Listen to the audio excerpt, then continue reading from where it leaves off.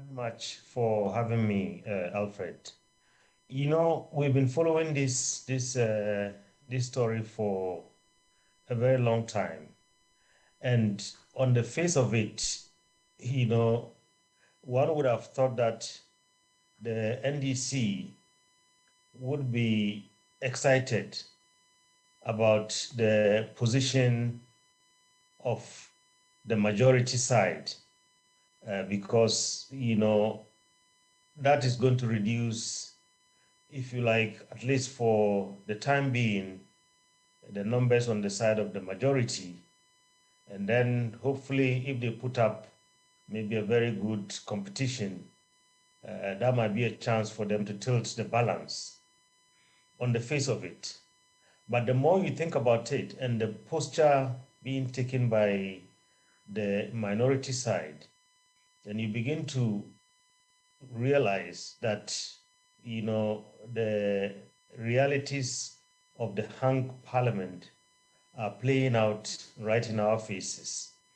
Because at this moment in time, I believe, when I analyze the situation and look at all the angles, I believe, you know, every decision that is taken in that house now is looked at from a balance of power kind of perspective.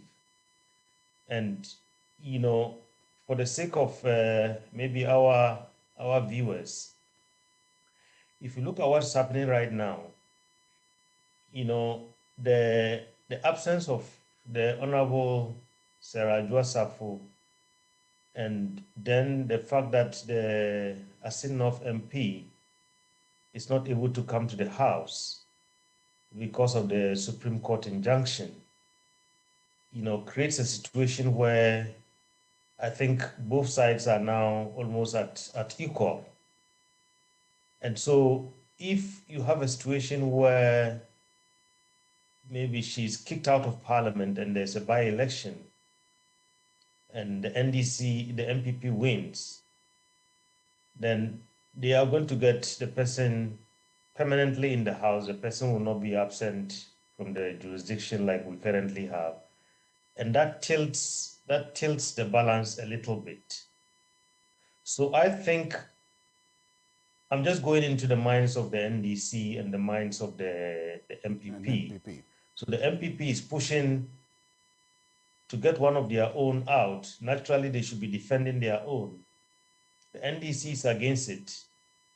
And the only one kind of reasonable explanation might be what I've just said, Alfred. Because then Trying to keep. Indeed, because it raises a lot of interesting questions, really. Because if it's about the numbers, Dr. Asidraman, as you say, the NPP would, as expected, be rather protecting Adwoa Safo to not be expunged, as is her name, expunged from the role of Parliament as a member of Parliament. But it is the NDC that is rather now asking, in fact, pushing that she should not be expelled from Parliament. Now, I'm just getting to a point whether it's not going to be a risky path, rather, for the NPP to take, to rather want, per your explanation, the seat be declared vacant so that there will be a by-election for them to win and then have a substantive member of parliament who will be attending the business of the House?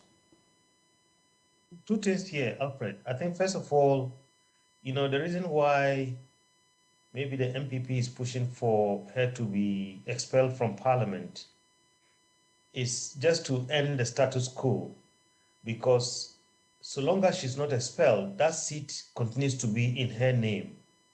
And then she's out of the country, so she cannot be present to vote. So if there's a critical matter right now, like the e-levy, and she doesn't come to vote, then, the NDC might have an advantage, or they will be equal. But if they kick her out of parliament right now, and there's a by-election, and maybe the MPP is reading the fact that this is a stronghold for them, they might win the seat, and the person will be present. And the person will be present and will be able to vote at all times when that is needed. But if Honorable Adwoa Safo is not expelled and she continues to be in the US, nobody can stand in her stead in the event of any critical vote.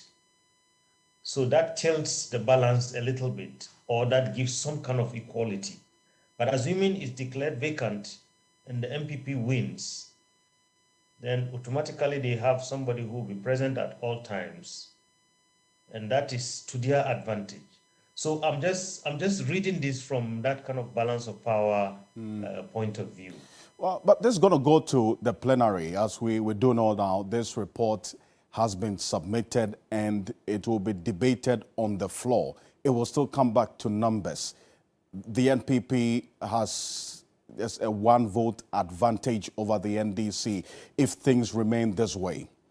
Do you see this going through, or you rather also hastening on the side of caution as to what the position of some, for instance, NPP MPs will be on this? Well, there's a lot at stake here, Alfred.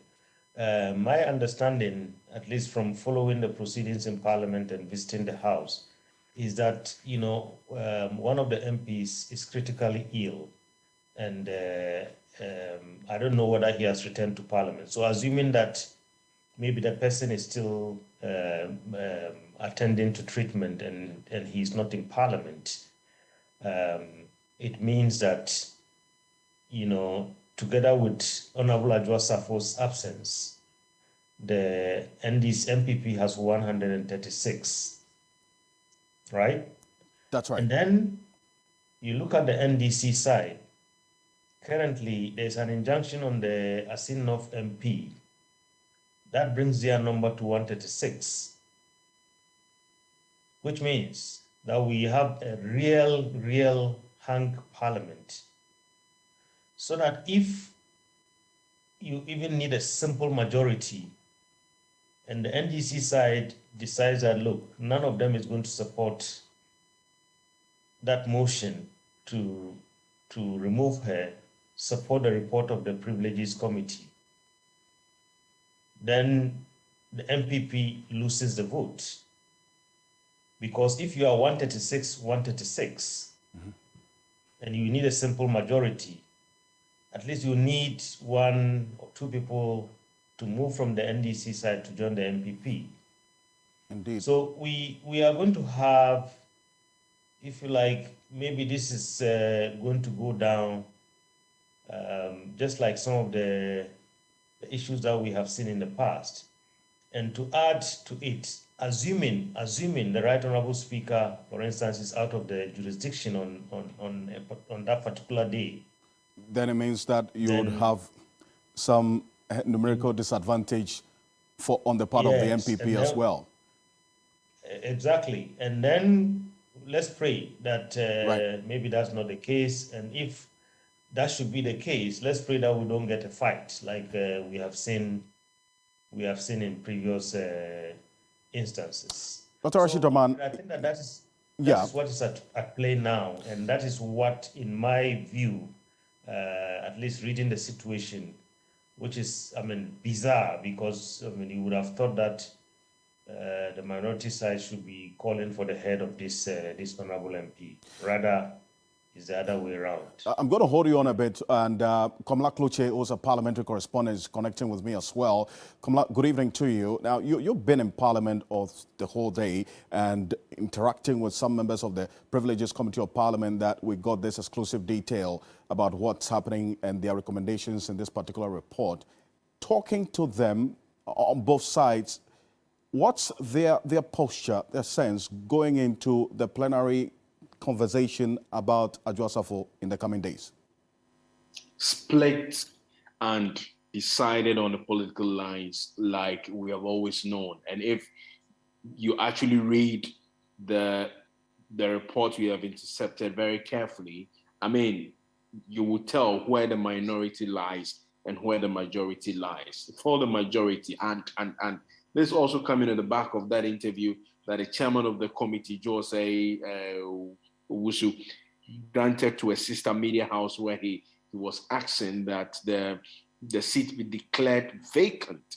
And just a day after that, the ranking member, Kweku Rekithagen, had gone ahead to say that the chairman, Somotu, could not say that because he was also not part of the deliberations that they have had. As far as they were concerned as a minority, the committee had not taken any decision regarding this. If you read the report very carefully, it tells you, and just some few weeks ago I had said it, that the minority will go all out and give every support there is to Sarah Adwoa Safo, because it does appear, if you listen also or you read carefully, the reason why they are not supporting the move for a declaration of a seat as vacant, they're saying that it's just fair that, yes, whichever way there is that will come, Parliament must make time and take the reasons to which she has absented herself. Opportunities have been granted her. I am aware that even a Zoom link was made available to her at the committee level, but she did not show up.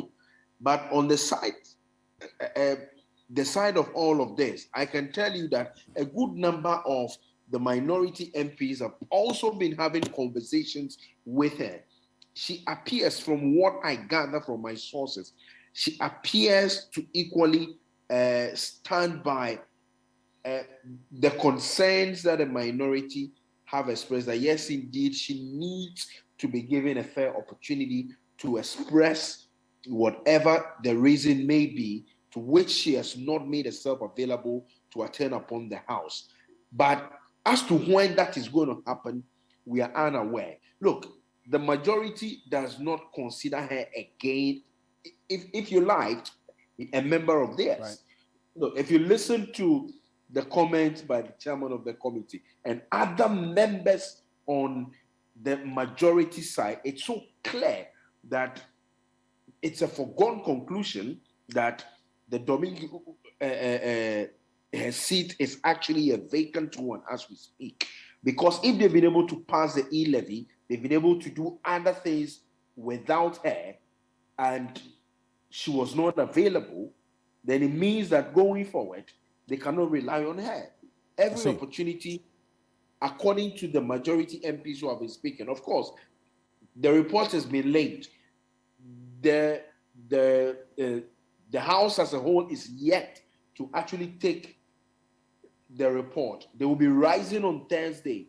Whether it's tomorrow or it's Thursday that they are going to take it, it's also another matter altogether. Great but point. The speaker, as we speak, the speaker is in the jurisdiction. The speaker will be seated.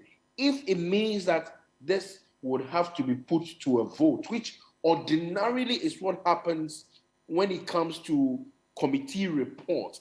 But if you listen to the wordings of this particular one quite carefully, they are saying that the seat should be declared vacant per the Supreme Court ruling, which they have cited in their report. They said she's had sufficient notice has been explored. Right. They gave her all the opportunity there is, but that hasn't been done. So what it means is that for the majority side, and no wonder this is a split one. And I'm actually expecting that this could actually bring some further controversies in the House going forward. And fantastic. And getting to know that they are rising on Thursday, that's actually another point to watch. But Dr. Rashid Rahman, finally, before I let you go, considering the fact that they're going on recess on Thursday, and we're also picking information indicating by his aide that she's going to be coming in this week, how is the coming days going to look like for you from where you sit?